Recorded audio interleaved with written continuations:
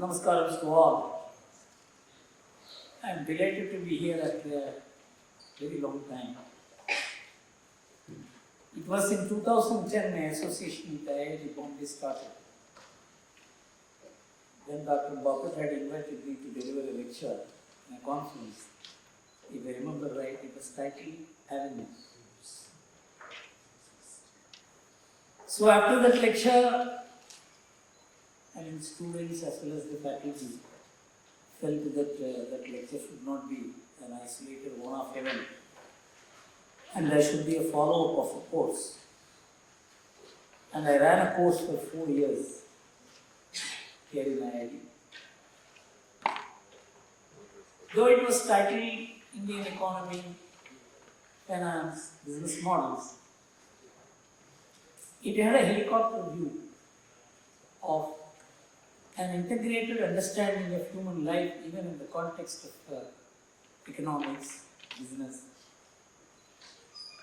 Because the way the contemporary thinking is structured, it is so short-term in nature. If I ask someone who has something to do with contemporary economics, finance and monetary models, previously we used to think of a 10-year ahead in business. I am saying when we started profession as a chartered accountant, we always used to look at viewing business 10 years from now what will happen. Afterwards it became annual accounts. Then it became quarterly accounts. Now overnight interest rates decide the mood of a nation. You can understand how we have become short-term, so short-term in nature.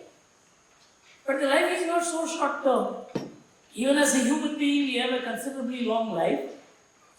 And certainly for a society like India, this is multi-generational outlook. Actually, Barry Bobsworth, a Brookings economist, he analyzed the savings pattern in US and in Asia, which means countries like India.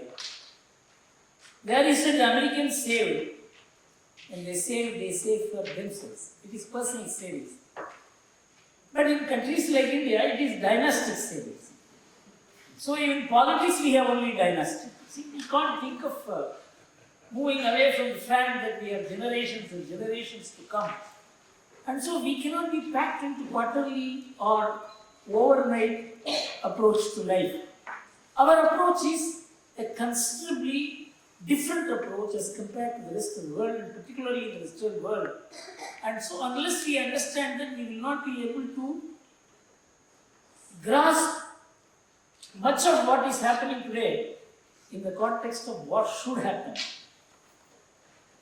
You know, the Indian knowledge systems is a very recent kind of phenomenon.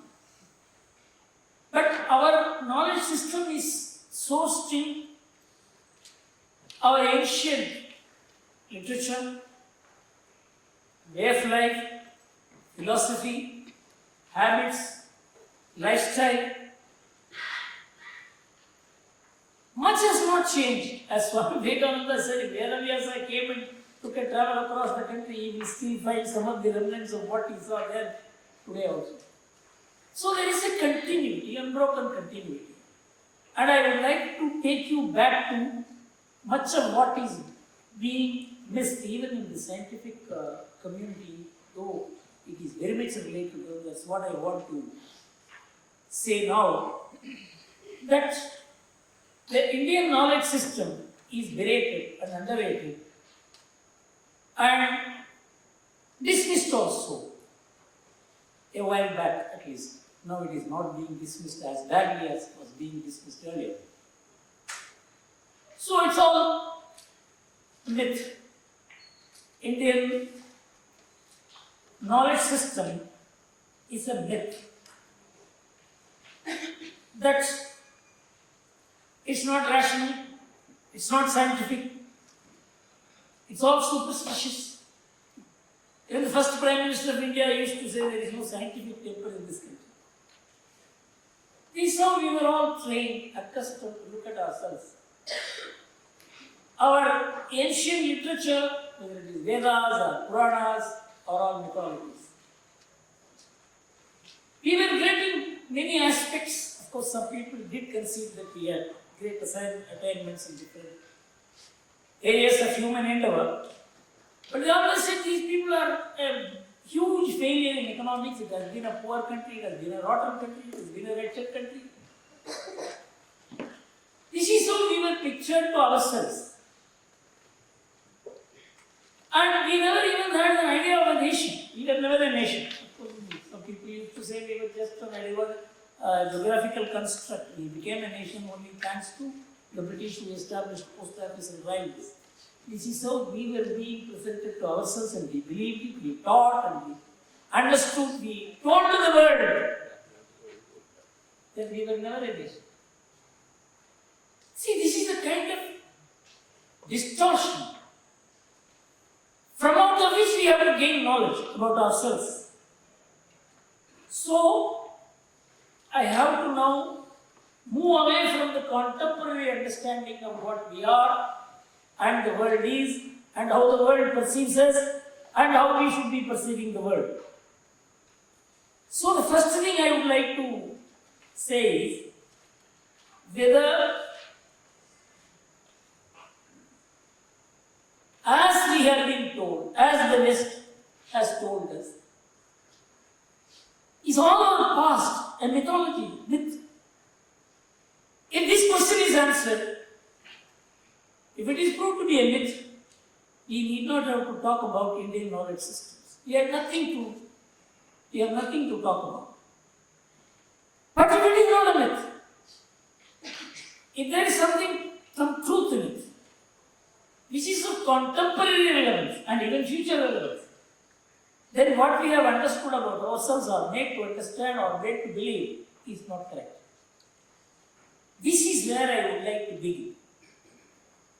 For example, take the Vedas. Curious sounds, meaningless sounds, going up and down. Thousands of years people have been shouting like this. And there is no, in fact it was first reduced into writing only during Krishnadevaraya's period. For thousands of years it was only it was heard and passed on from generation to generation, a kind of heritage which no other civilization would have managed. It's an unbelievable kind of transmission of a sound. We never understood the meaning of it, we called it meaningless, worthless, and we derided people who kept this tradition alive. It was all on the basis that there was some Saraswati river, which is mentioned in Vedas, which is mythical because it did not exist. But in 2014, the ISRO came out with a report through the remote sensing satellites that Saraswati river did exist. And because of tectonic changes, it broke into two. Half of it merged into Yamuna, and half of it merged into Satluj. And even now, subterranean Saraswati flows, and they have made hydrological findings in 3 places, in Haryana, in Rajasthan, in Gujarat, through the traces of the ISRO findings, and found Himalayan water flowing underneath. My mother used to say, Saraswati is passing subterranean way. She used to tell this to me. Today, hydrological findings and ISRO remote sensing has definitely proved that a huge Saraswati river did exist. So, when Vedic Rishis spoke of Saraswati river, they were seeing the Saraswati river, they were praising the Saraswati river. And so if Saraswati is not myth, Vedas physically were not a myth. This is the first proposition I would like to make. The second proposition is even more important. These sounds, curious sounds, meaningless sounds, this was perceived by great scientists as having the answers for the questions of modern science. This started in early 20th century, and I would like to quote some of the scientists because I would like these quotes to be in the IITs seen everywhere. It will not be seen. So, I would like to quote some of these things. Erwin Schrödinger, one of the greatest physicists of the 20th century, who got the Nobel Prize, he said, in all the world there is no kind of framework in which we can find consciousness in the world. I would like to go into it a little later because I want to first get into your mind that scientists have said Vedas are scientific. Otherwise, I will not be opening your mind to say as to what is meant by consciousness in the context of modern science. There is no kind of framework within which we can find consciousness in the world. This is simply something which we construct because of the temporal plurality of individuals. It is a false construction, which he goes on to say it's Maya. It is not some exponent of Advaitic philosophy saying, it is a Nobel laureate, Schrödinger, who goes on to say that the entire world which we see is false. How it developed, I will tell you. How this thought system developed, how it evolved. But I am first giving you an opening. Otherwise, you will not believe what I am going to say. The only solution, this I will prove it later, I will take it later to this proposition. The only solution to this conflict, insofar as any available to us all, lies in the ancient wisdom of Indian Upanishads. Some blood transfusion is needed from the east to the west. If Western science is to be saved from spiritual anemia, Vedanta teaches that consciousness is singular. Mark this he says in 1930. Consciousness is singular. All happenings are played out in that one universal consciousness, and there is no multiplicity of ourselves. Schrödinger. This is one Nobel laureate. Next, Werner Heisenberg, one of the greatest physicists and co-founder of quantum physics, a Nobel Prize winner. After conversations about Indian philosophy, some of the ideas of quantum physics that had seemed crazy suddenly made much more sense.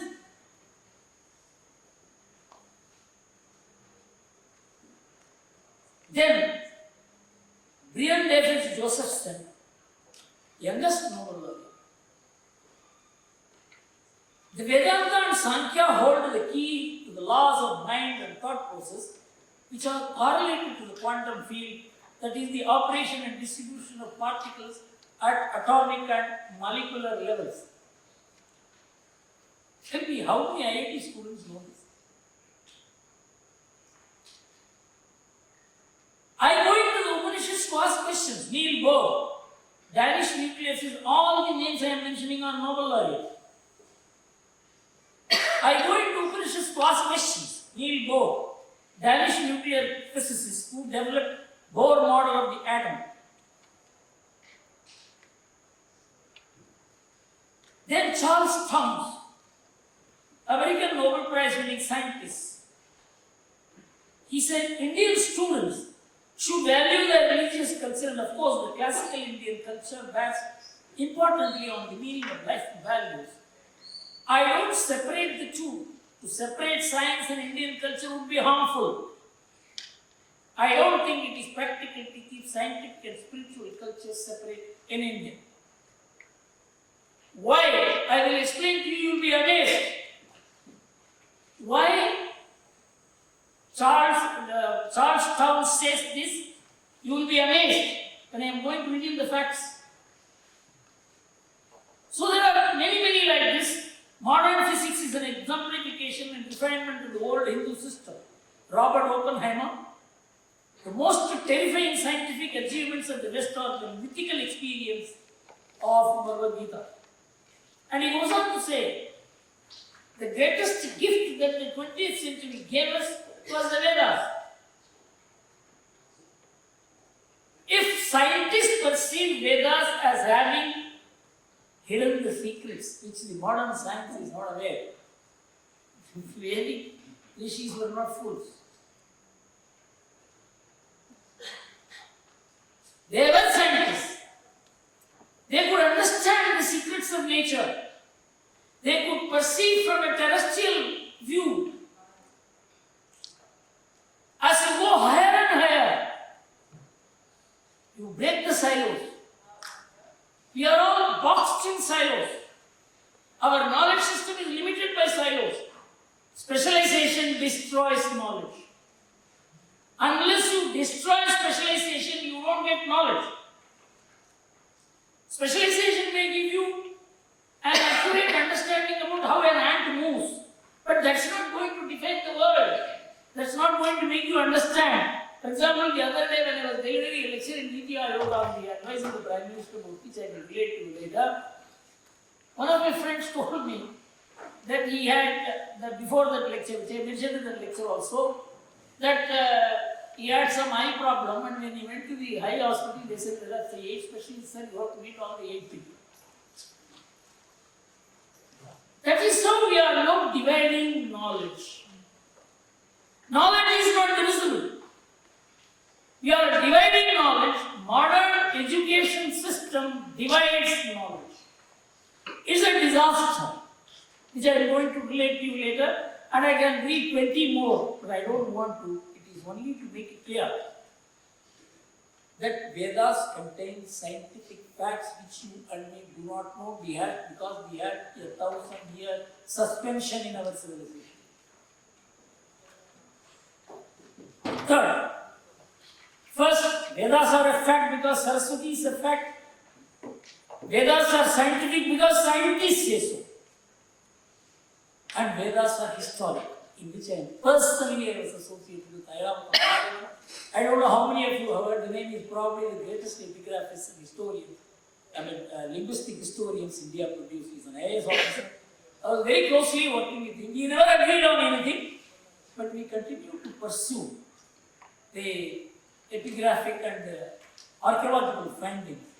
And when we were sitting in everybody thought that Indus Valley civilization was pre-Aryan, pre-Vedic, and Dravidian, and Aryan-Dravidian theory was formulated on that basis. I don't know how many of you are aware that when the colonizers came here and found Sanskrit, they said, these are all people. And then they said, the Aryans came and civilized India. But when the Indus Valley was found, they said the Aryans came and destroyed India. It's just 30 years. We all believe it. We are teaching it. We are producing doctorates. We are making policies. We are doing politics. So, when I was discussing with Airavata Mahadeva in 1978, he told me, Guru, there's something stunning happening. Because he is a man who knew Sanskrit, who knew Vedas, and he said that I am seeing 2,500 Indus Valley scenes, and I am comparing it with the Solomon Yajna chapter of the Rig Veda and find both are aligning.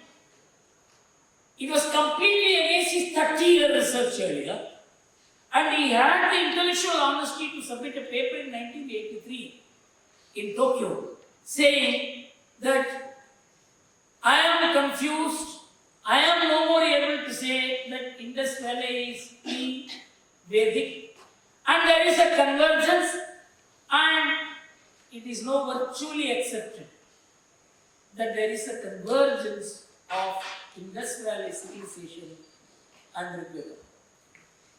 None of it has come into the mainline academics of India. So 3 points are certain. One, Vedas were a fact. No myth. That Vedas contain scientific truth. Scientists say so, not ordinary scientists. 7 Nobel laureates have said that.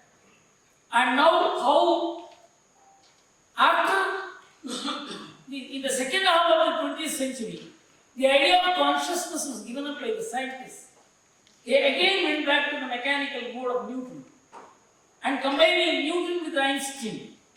And now how the whole thing is returning back and in a massive way, and that has been given Nobel Prize in 2020. Unless I say this, how what Schrödinger said is now being recalled, and the idea of consciousness, which is the very basic of our Vedic view of what the universe is, where it originated, that is again coming back. It is not that this Nobel laureate said this in 1930, 40, 50, 60, 70. It has come back again. So, historically also, the Vedic civilization and industrialized civilization are convergent. Today the position is Vedas contain the answers for the modern scientific questions. This is what I read out Schrödinger to you. He said, the only solution to the conflict, whether the consciousness is singular or plural, insofar as any is available to us all, lies in the ancient wisdom of Upanishads. So, if Vedas are answers to modern science, where the problem arose, I think? Newtonian models in the world, the entire universe is divisible into 72 elements. That's all. You can see all of it. But when Einstein went deeper and found that's all atomic, you can't see it. To see it, it requires enormous amount of effort. It goes beyond sensory perception. Then the entire mechanical theory collapsed and the quantum theory came. But in the quantum theory also, they could not explain what moves the neutron. So it stopped. Then only Schrödinger said, it's all ultimately one consciousness. Then came the Big Bang theory.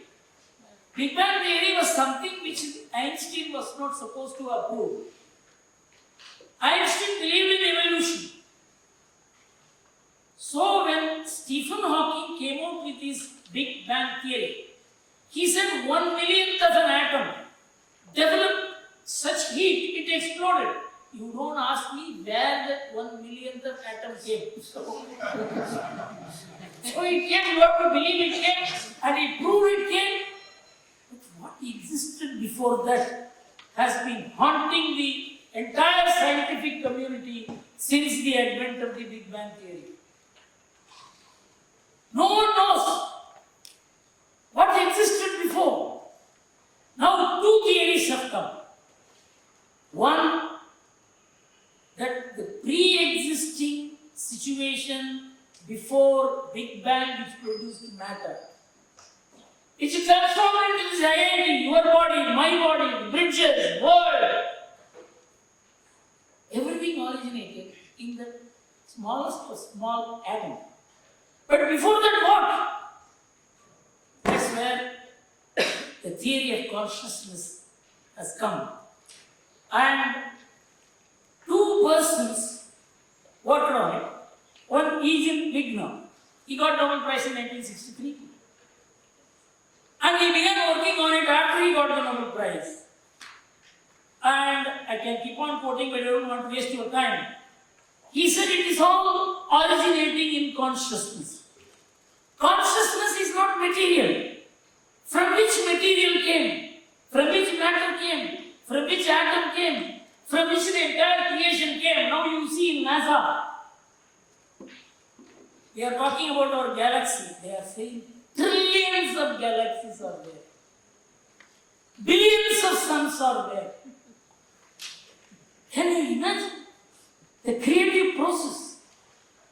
This entire creative process, now it is being said, Big Bang is not the starting point, Big Bang is the repeated occurrence. This happens, afterwards something happens, and then another Big Bang. Big Big Bang is not the starter. It is a cycle.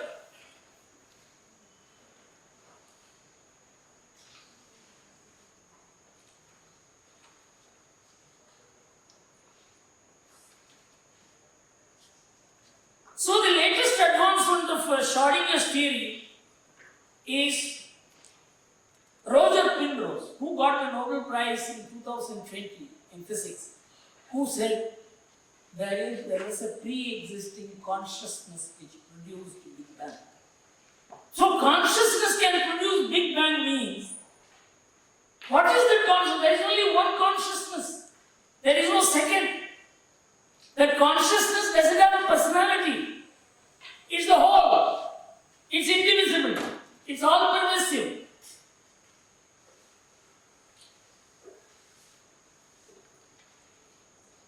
The Scientific American magazine, as late as June 2023, said, a singular universal consciousness is a fundamental reality.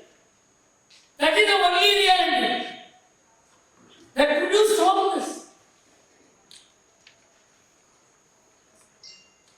And now I will go, this is the level to which science can go. You know, there is one Taittiriya Upanishad. I wish all of you can go and read the 4-5 stanzas. It is a conversation between Bhrigu, who is the son of Varuna, and Varuna. Everybody is talking about Brahman. Please tell me what is Brahman. He is a young boy. It is not so easy. You begin.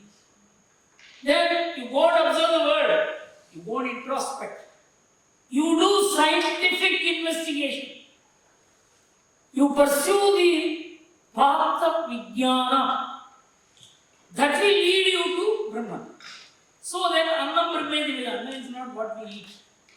The entire universe is Anna within itself. Because it eats itself, it feeds itself. Then Prana. That's the air. Then Mana, then the thought. Then Vijnana. Then he comes and says, of all these 3 stages he passes. He says, Anna is Brahman. He said, go and do research. Then Prana is Brahman. Come on. Second year also you have passed. You go and do research. Third, he said, Mana. See, Anna, the thought is there. How do you understand all this? He said, third year also you have passed. You go and do further research. He says, this entire understanding comes from the discretionary power that science provides. Vijnanam Brahme Vidvijana, Vijnana Eva Kalvimani Bhuta Najavanti, Vijnane Najata Najivanti, Vijnanam Brahme Kavisam Visanti, Tad Vijnaya. Through Vijnana, you can reach a stage where you can perceive the truth, the ultimate truth. This is Taittiriya Upanishad. Then he comes and says, even after that, Anando Brahmedida, a sense of fulfillment, a sense of the highest satisfaction that one has, that leads you to Brahman. Then he says, I need not teach you hereafter, you will realize it yourself. Brahman is something, the ultimate truth is something, the ultimate consciousness is something which you can only realize. Science ends with the stage where you have to realize that superior consciousness, for which there is no material in the world except the Indian knowledge system. I would request you to read 2 books, both written by Greek authors. One is called India in Greece. This was written in 1823, 1832, if I remember right, by Edward Pocock. He said we got the Greek civilization got its entire material, thought, books, literature, mythology, only from India. Because the rivers that have been named there, the mountains that have been named there, are all bearing, because we name the mountains after women.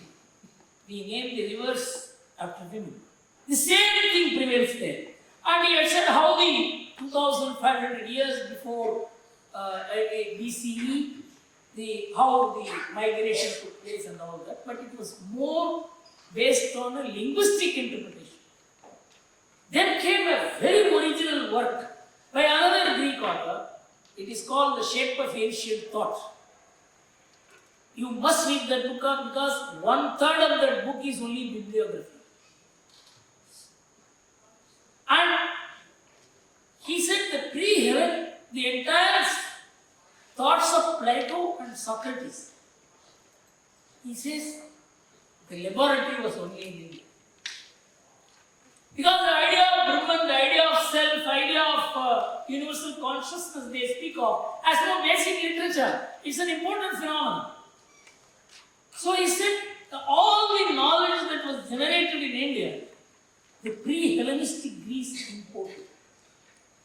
The post-Hellenistic Greece exported to India. That was his theory. This book was published in 2001. I am talking about 1832 by a Greek. Another, this Shape of Ancient Thought by Thomas Machiavelli, who was also a Greek. So, India was the source of what is called real knowledge.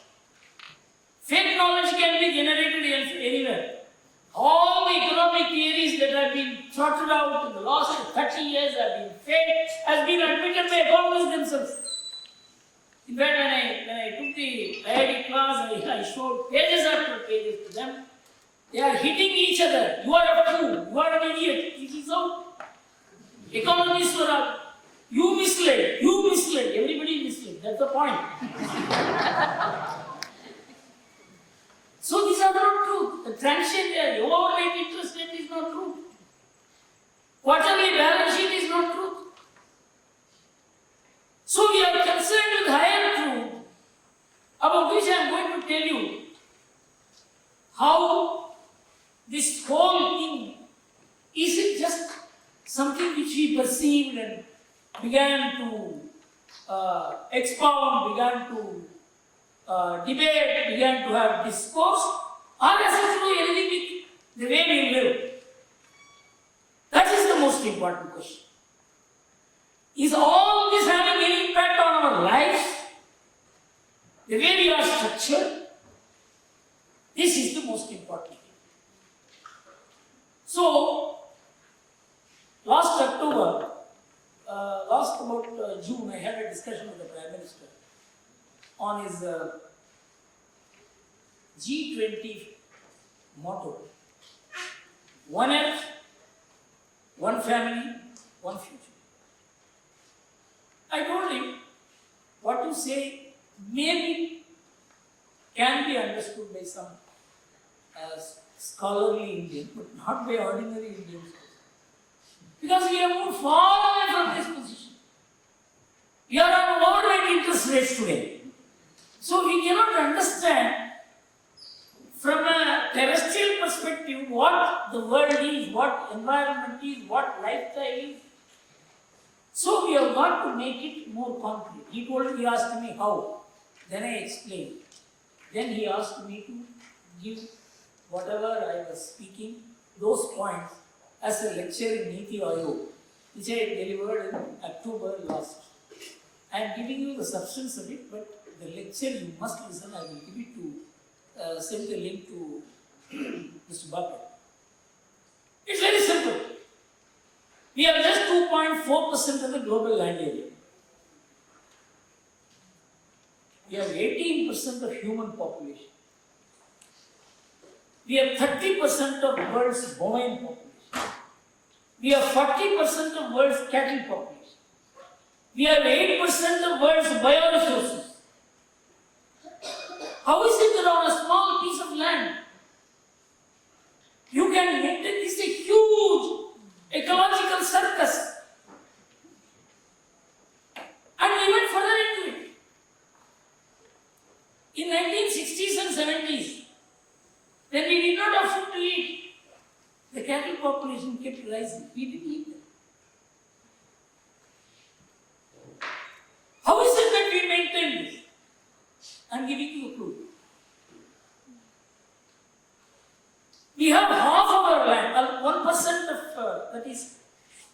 95% of Indian landscape is farmland. This is the greatest gift that world God has given to us. That is, out of the entire global surface area, 10.2% is farmland, the whole world. Out of which we have 1/10 in India.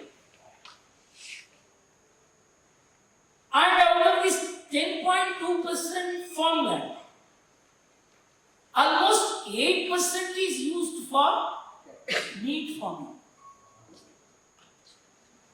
Only 2.3% or 2.4% is used for crop farming. We use our entire agricultural land for crop farming. That is where the success of the Indian civilization is. I want you to look at a website, ourworldindata.com, because that is one of the most trusted websites of the world. Ourworldindata.com, from which I am giving you the figures. Ourworldindata.com. 83% of the calorie value only farming gives. Only 17% of the calorie value comes from meat. 63% of the protein value comes from crop. 37% comes from meat. The CO2 gas emission in meat is 10 to 100 times more than crop farming. We in India also eat meat. Nearly 60% of our population eat meat. But we don't eat meat as main food. Cropping or cereals are our main food. That's a sabji. So our average meat consumption is 3.1 kg per head per annum. In 2001 it was almost 5. It's actually coming down. And in America it is 128 kg per head per annum. In Europe it's more than 110. In South Africa it is 220. You know the meaning of it? If Indian food habits shift to the American food habits, we will need 6 times the agricultural land we have. And we will choke the world with CO2 gas emission, CO2.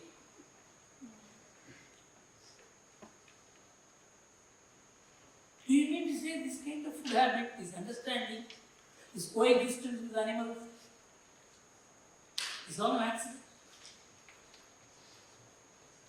Isavasya midam sarvam yatkinjat jagatyam jagati tena vityena vijjidaha ma kasya svidam. This is the overarching principle of both environment and economy. The entire universe is the manifestation of the divine. Mahatma Gandhi says, if the Hindus lose the entire literature of theirs and only this one Upanishad is with them, they will be able to survive. That is the significant Mahatma Gandhi attaches to this Isavasya Upanishad. The entire world is a manifestation of God. The next sentence is important. Yatkinjat jagatyam jagati tena vityena vijjidaha ma kasya svidam. Please consume only what is your share. Don't take other share. This is simple slogan. Others means not other human beings. It is a cattle. It is a boy. It is nature. That's why we worship nature, we worship cattle, we worship snake, we worship everything.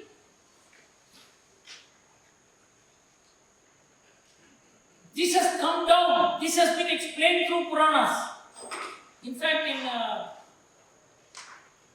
in Srimad Bhagavatam, in Mahabharata, I have mentioned it in my lectures. In Virata Parva, there is a sloka. It says that tigers cannot live without forest and forest can be protected only by tigers. So tiger is important for protecting forest and forest is important for housing the tigers. Thousands of years back, in 1900, we had 40,000 tigers and 40% forest coverage in India. In 2018, our forest, the tiger population came down to 1800. Our forest coverage came down to 19%. Tiger is only representative of wildlife. Without wildlife, there can't be forest. Forest cannot be protected by government, by forest rangers. There needs to be a philosophy. There has to be an eco-balancing. These were all part of the Indian understanding, our ancient understanding of nature, of humans. What they should be, what they should not. Here, non-vegetarians also, they don't eat on Amavasya, they don't eat on Dwadasi, they don't eat on whatever, Ekadasi. This is the restraint we put on ourselves. This is called aparigraha. We restrain ourselves. This has been thousands of years occurred. People have been evangelized into it. And it's a philosophy. Philosophy sets the goal of life. The goal of life sets the lifestyle. The lifestyle sets the habits. Habits set what wants you have. And that settles what you produce or don't produce. If you disturb the philosophy, everything gets disturbed. So this overarching philosophy which is abstract, that has been retailed into practice by a huge mechanism of Puranas, of traditions, values, culture, gurus. It has not happened just like that. Everybody is not going to understand what is supreme consciousness and Brahman. But those who understood were able to transmit it so that on 2.4% of the global land area, 18% of the people, 30% of Hawaiian population, 40% of cattle population. You know, the cattle population in America is 1/5 in India, whereas America has 3.5 times the size of India. China has 3.5 times the size of India, but its bovine population is just 1/6 of India's.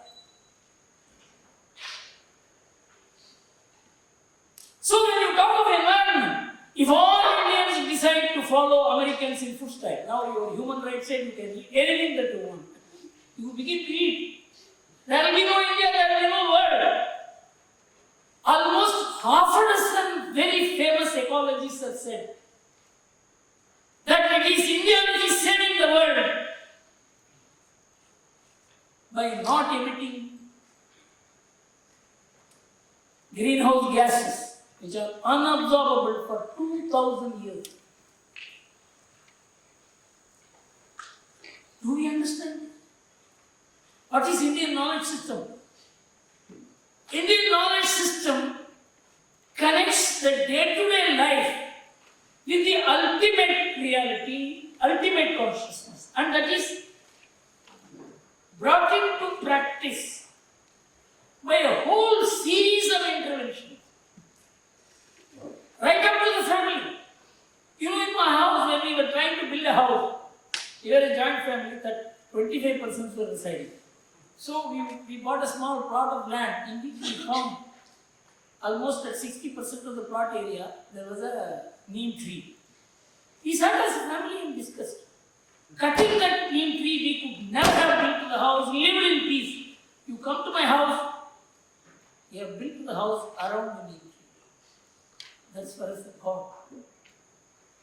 Do you mean to say this could come without seeing divinity everywhere?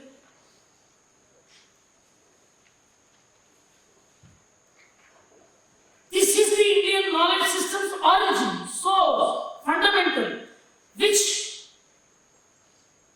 the Nobel Prize in 2020 says Universal consciousness is fundamental. Of course, for them it is only theory. For us it is in practice. The most important gift that India could give to the world, that it is not theory, it is not books, it is not text, it is not Puranas, it is not Vedas. It's actually you.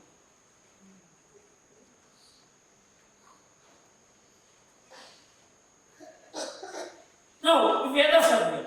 Well, I was talking to a group of anthropologists. Anthropology, I don't know whether any of you can follow what I am saying. Anthropology is the study of human society. The general principle of anthropology expounded by the West is forest is backward and plains are civilized. This is the basic formula. The people who live in forests are savages, they are barbarian, they are semi-barbarian, and now they have coined a more decent term. They are tribals. This is the Western anthropology, study of the other people. We were all regarded like that. Of course, if we speak English, we get promoted. But our Vedas are called Aranyakas. They emanated from forest. And they were used in plains. The knowledge generated in forest was used in plains. This is Indira Gandhi, some of the government institutions sometimes tell the truth also. IGNCA has brought out all this, how the Indian knowledge emanated from forest.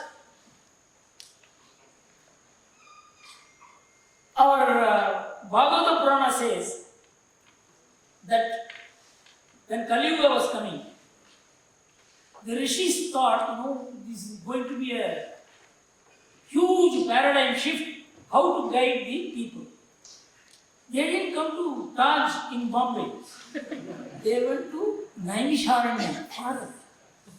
They sat and discussed.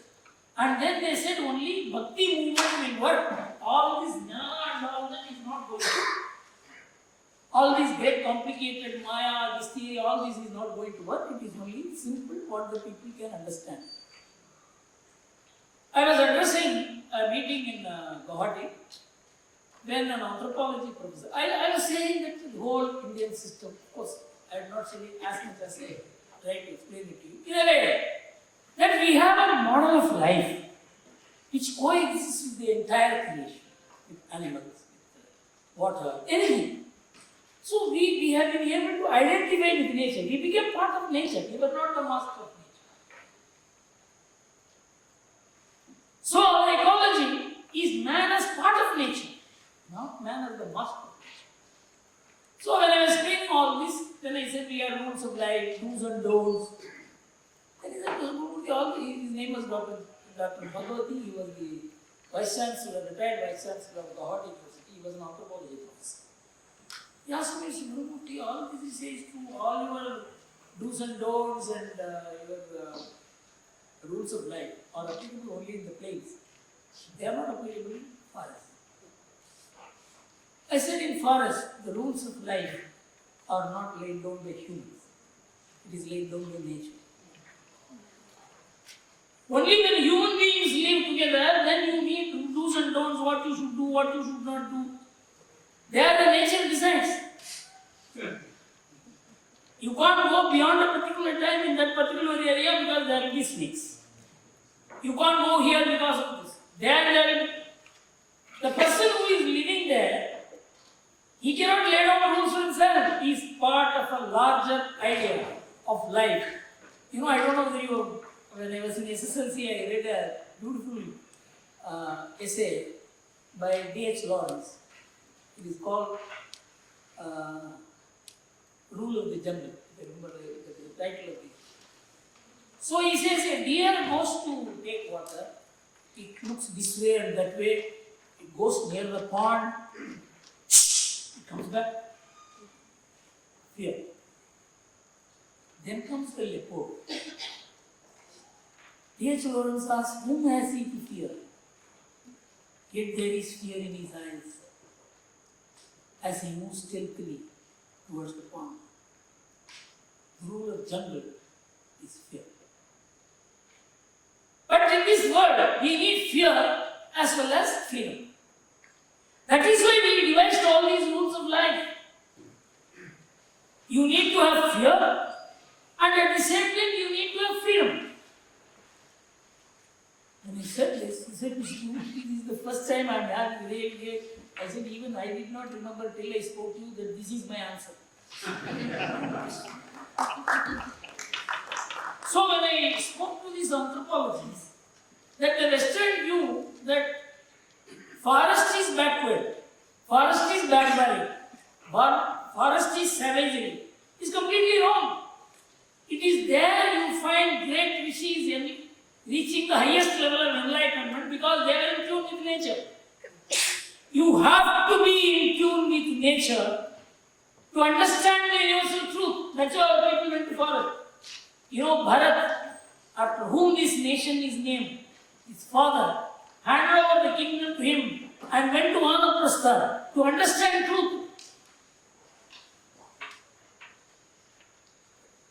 Is this the way we understand the Indian knowledge? So we had, and all this is true, but you are a failure in economics. I have explained in the course of my entire teaching in IIT that for 1800 years India was the leading economic engine of the world. And when I spoke in the IIT students were not aware. And this research was 1983 and 2001. I was talking in 2010. IIT was not aware. This is global research. But by Paul Bayrock and Angus Madison, which is now accepted as the standard research, how is it that India built that prosperity? And 1934 Bank of International Settlement report, Bank of International Settlement is one of the most modern organizations. In 1934 they brought out a report that for 4 centuries India accumulated 15% of world's gold reserves. That was the extent of export surplus of India. But that is not the India that you know. That is not the India that is taught to you. That is not the India that is presented to you. That is not the India you present to the world. So Indian knowledge system was not an economic failure. It was an economic success because we used the resources most positively. Whether it is human, animal, nature, tree, water, everything was based on conservation. In our village, we used to see water flowing like this. My mother used to say, "Don't waste water." I always used to think, "Oh, so much water is there, why my mother is saying don't waste water?" That was the rule of nature. We have lost it. We have destroyed the culture. So we are not in tune with nature. We are not tuned with the very way of life. This material, but its source is non-material. So we are a very peaceful and non-violent society. Why? If you can't harm animals, you can't harm human beings.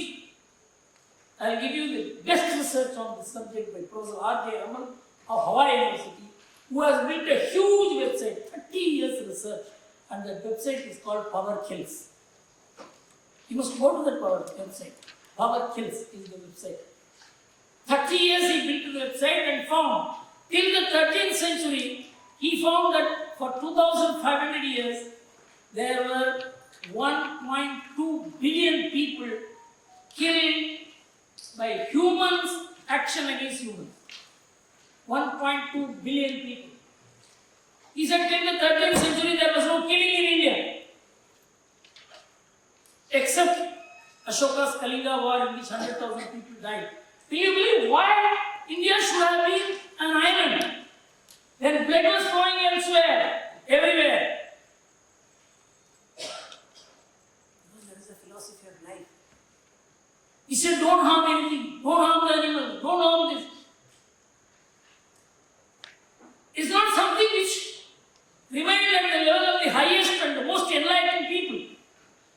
It was brought to the level of an ordinary man's behavior. The output is, in macroeconomics, you always say the price is low, if the GDP is more, if the employment is high, everything is all right. Nobody goes into how it happened.